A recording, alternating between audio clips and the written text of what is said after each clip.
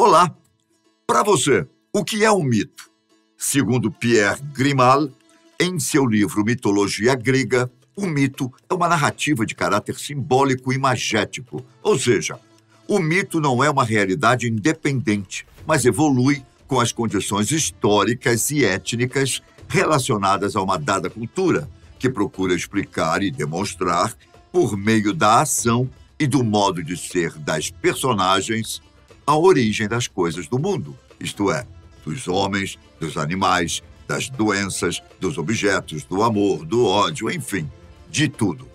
Sendo dessa maneira, é correto dizer que o mito depende de um tempo e espaço para existir e para ser compreendido. Em suma, o mito é uma narrativa fantástica que pretende explicar a origem e a causa das coisas. Já a mitologia é um sistema de crenças composto por uma série de mitos ou seres mitológicos que, de alguma forma, influenciam, como falei agora há pouco, em todos os sentidos da vida aqui na Terra. A mitologia nasceu muito antes dos tempos de Cristo e tem suas raízes fincadas no paganismo, já que esse estilo de cultuação, para não dizer religião, é de tempos imemoriais e vê o sagrado nas coisas da natureza. Hoje, eu vou lhe apresentar alguns dos deuses mais fortes das mitologias mais conhecidas existentes. Então, abra sua mente e seu coração e venha conhecer estes poderosos deuses da antiguidade e da atualidade.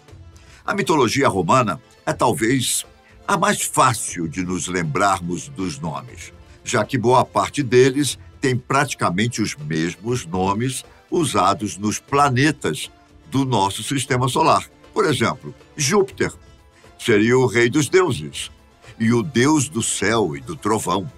Ele é equivalente ao Zeus da mitologia grega. Júpiter era conhecido por sua capacidade de controlar os elementos naturais, especialmente o trovão e o relâmpago. Netuno era o deus do mar, equivalente ao Poseidon ou Poseidon da mitologia grega. Ele tinha o poder de criar novas terras e mares, bem como de provocar terremotos. Marte era o deus da guerra. Ele era conhecido por sua coragem e habilidades de combate. Marte era adorado principalmente por soldados e guerreiros. Plutão era o deus do submundo e dos mortos. Ele governava sobre os mortos e era temido por muitos.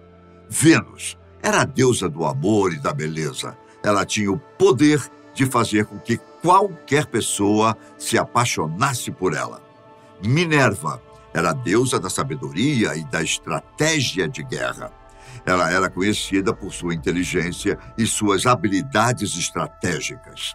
As principais fontes do mito romano incluem a Eneida, de Virgílio, e os primeiros livros da história de Tito Livio, bem como as antiguidades romanas, de Dionísio. Outras fontes importantes são os Fasti, de Ovídio, um poema de 6 livros, estruturado pelo calendário religioso romano, e o 4º livro de Elegias, de Propércio. Cenas do mito romano também aparecem em pinturas de murais, moedas e esculturas, especialmente em relevos. A mitologia grega, talvez a mais difundida até os dias de hoje, dado seu valor histórico, foi construída a partir das histórias contadas pelos antigos gregos. Elas dizem respeito à visão da antiguidade, religião grega, sobre a origem e a natureza do mundo, as vidas e atividades de divindades, heróis e criaturas mitológicas, e as origens e o significado do culto e das práticas rituais dos antigos gregos. Os estudiosos modernos estudam os mitos para lançar luz sobre as instituições religiosas e políticas da Grécia Antiga e para compreender melhor a natureza da própria criação de mitos. No rol dos mais poderosos deuses e deusas gregos, vamos dizer assim, podemos citar primeiramente Zeus. Ele era o rei dos deuses, e governava o céu. Ele era conhecido por seu controle sobre o trovão e o relâmpago, como eu já falei. Zeus era temido e respeitado por todos os deuses e humanos. Zeus era, além de tudo, o chefe do Monte Olimpo, a morada dos 12 deuses do panteão grego. Depois temos Hera, a esposa de Zeus e a rainha dos deuses, conhecida como a deusa do casamento e da família. Hera tinha uma natureza ciumenta, especialmente em relação às amantes de Zeus. Bom, continuando a lista de deuses gregos, veio o poderosíssimo Poseidon, ou Poseidon, o deus do mar. Ele tinha a capacidade de criar terremotos e tempestades. Poseidon era adorado por marinheiros que buscavam uma viagem segura pelo mar, ao mesmo tempo em que era imensamente respeitado por eles.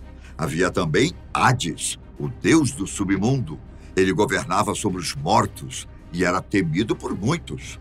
Hades raramente deixava o submundo, preferindo permanecer com os espíritos dos mortos. Entre as deusas femininas, além de Hera, havia ainda Atena e Afrodite. Atena era considerada a deusa da sabedoria e da guerra.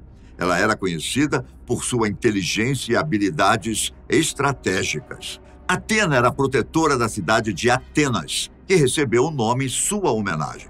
Afrodite era a deusa do amor e da beleza. Ela tinha o poder de fazer com que qualquer pessoa se apaixonasse por ela. Afrodite era adorada por sua beleza incomparável. Na mitologia egípcia, originada no Antigo Egito, os mitos aparecem frequentemente nos escritos e na arte, particularmente em contos e em material religioso como hinos, textos rituais, textos funerários e decoração de templos. Literalmente, os deuses egípcios são quase tão conhecidos quanto os gregos ou romanos. Mas há uma, digamos, entidade que estaria acima daqueles mais falados, que é Maat. Maat refere-se à ordem fundamental do universo na crença egípcia. Estabelecido na criação do mundo, Maat distingue o mundo do caos, que o precedeu e o rodeia. Ele abrange tanto o comportamento adequado dos humanos como o andamento normal das forças da natureza, os quais tornam a vida e a felicidade possíveis. Como as ações dos deuses governam as forças naturais e os mitos expressam essas ações, a mitologia egípcia representa o funcionamento adequado do mundo e o sustento da própria vida. Para os egípcios, o representante mor de Maat era o faraó, tido como filho de uma variedade de divindades. Na lista dos mais poderosos deuses egípcios está Ra, o deus do sol, e um dos deuses mais venerados no Antigo Egito. Ele era frequentemente representado com a cabeça de um falcão e um disco solar acima da cabeça. Havia também Ísis, a deusa da maternidade e da fertilidade. Ela era conhecida por sua sabedoria e seus poderes mágicos, e era adorada como a mãe ideal e a protetora das crianças. Análogo ao grego Hades, mas com algumas diferenças, os egípcios tinham Osíris, que era o deus do submundo e da vida após a morte. Ele era o marido de Ísis e o pai de Horus. Osíris era adorado como deus da ressurreição e da vida eterna.